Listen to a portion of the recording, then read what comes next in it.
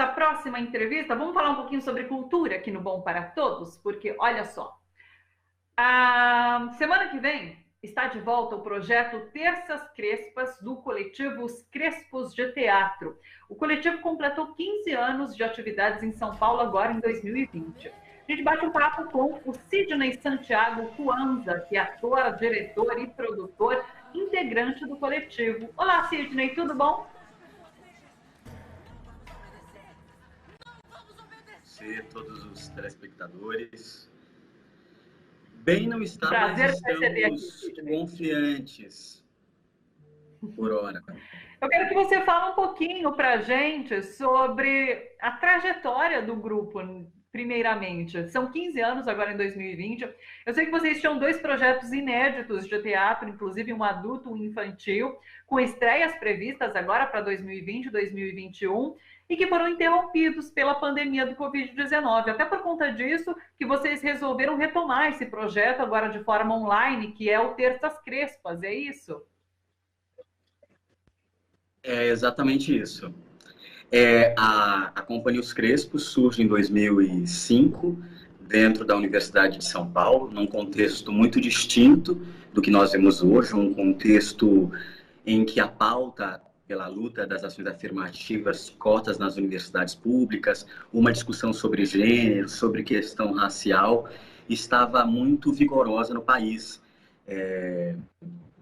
Ou seja, nós estávamos ali no primeiro governo Lula.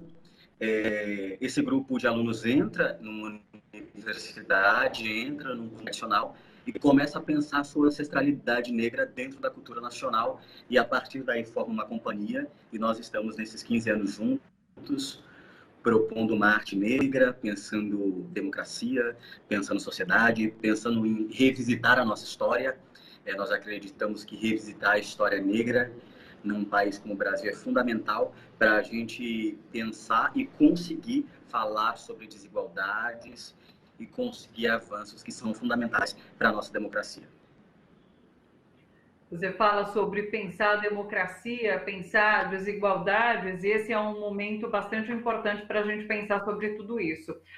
Por conta do governo que temos nesse momento e também por conta da pandemia que assola o nosso país e por conta da violência policial. Nesses últimos 3 dias, a gente viu 3 jovens negros mortos no Rio de Janeiro, durante, eles exerciam atividade social, ali estavam fazendo ação social, distribuição de cesta, 2 deles, né? O primeiro jovem de 14 anos estava dentro de casa e foi morto pela polícia. Esses outros 2 jovens em ação social, e agora 3 jovens mortos pela polícia em comunidades cariocas durante esse momento, com crise política, crise econômica. É de fato para se pensar e para se discutir tudo isso, né, Sidney? Enfim, é lastimável esse momento que nós vivemos, que é de uma crise humanitária, que ela é mundial, mas infelizmente no nosso país, por conta de um projeto de governo, está sendo desolador, né? Porque não existe até hoje, até o dia de hoje, não existe um plano. Nós não temos um Ministério da Saúde que seja capaz, nós não temos um líder político, um presidente que seja capaz de dimensionar como, sobretudo, as vidas mais pobres estão sendo impactadas. E aí você mensurou, né, essa questão desse projeto de governo que não reconhece o Estado laico e que se utiliza de uma bandeira de um pseudo-cristianismo e pega a arte e a cultura como algozes, né? Então, nesses últimos 2 anos, pensando a ascensão e estadia de governo Bolsonaro, as artes e a cultura no Brasil têm sofrido muito, sofrido perseguição. E aí eu estou falando, nós tivemos a tentativa de assassinato contra a Renata Carvalho, que é uma grande artista trans que tem revolucionado o teatro brasileiro, e aí nós chegamos no genocídio da juventude negra. E o que nós podemos e precisamos observar é que o genocídio existiu, sempre esteve aí, a cada 23 minutos um jovem negro morre, mas ele se sofisticou ao ponto da polícia estar entrando nas casas e matando a juventude negra dentro de casa. Ou seja, a população negra está servindo para uma coisa muito cruel chamada treinamento de batalha. Não são missões, esses grupos de policiais, eles vão treinar tiro, treinar artimanhas na favela. É isso que nós estamos presenciando e eu acho que nós precisamos cada vez mais denunciar a ONU, a Anistia Internacional, a um grupo de países que neste momento só uma pressão internacional pode surtir algum efeito nessa prática sistêmica brasileira.